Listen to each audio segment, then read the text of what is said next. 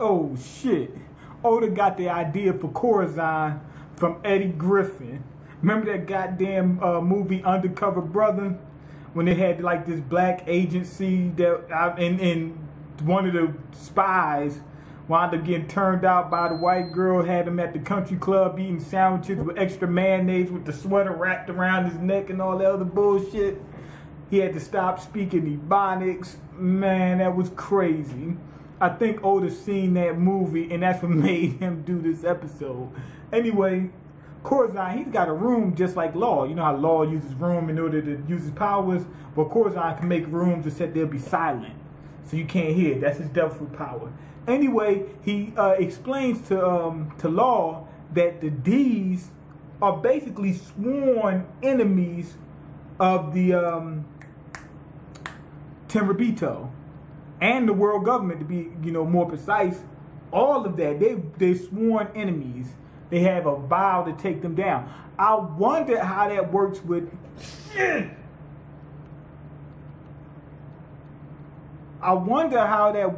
Blackbeard.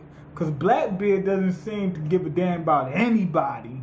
I'm not sure.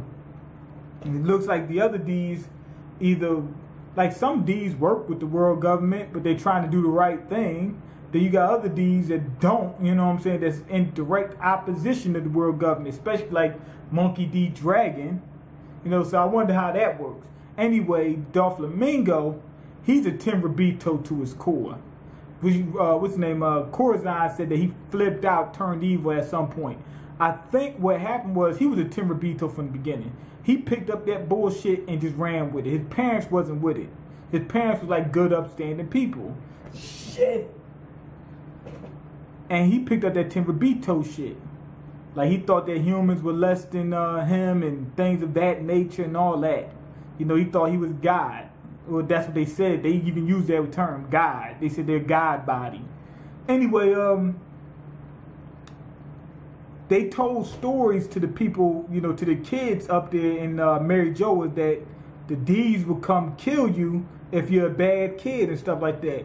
And they don't mean bad as in the normal term bad because they let their kids kill slaves and shit like that.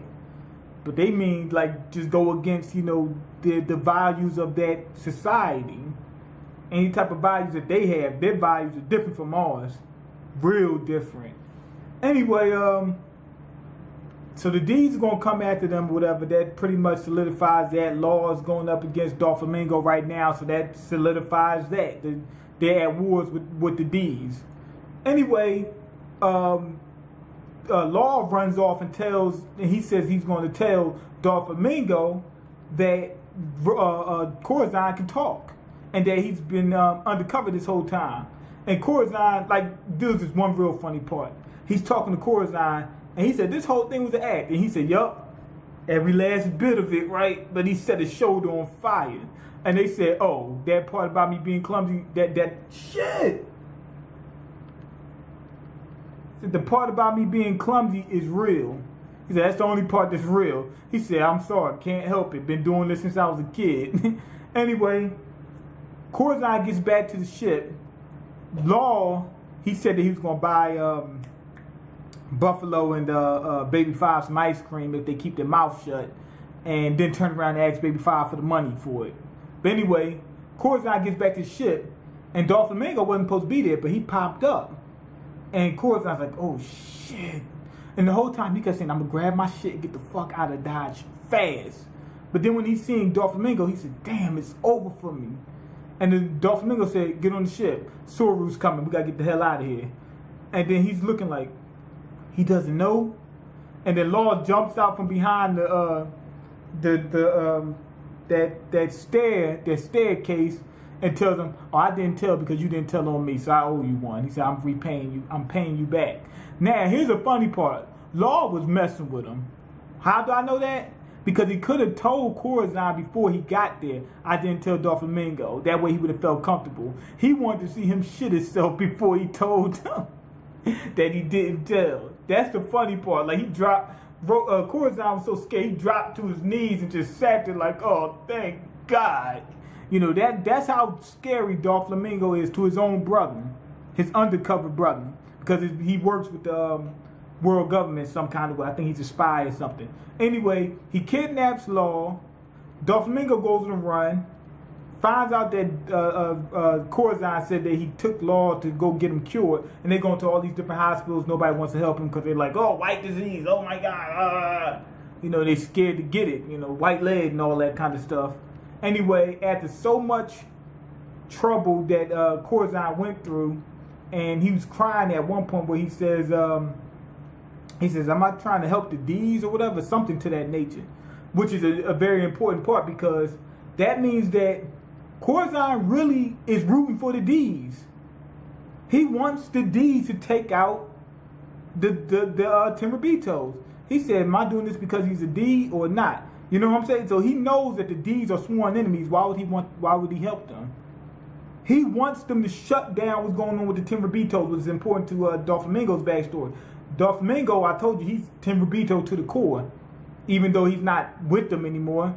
Rocinante, he really realizes that we're just humans, and the humans did this to us because we did so much stuff to them, or our people did so much to them. He said, and that's why I can't really blame them. I'm not mad at them, you know, that type of deal. Whereas Doflamingo's the complete opposite. So anyway, it seems like he wants the D's to, you know, go ahead and destroy that bullshit that they built up.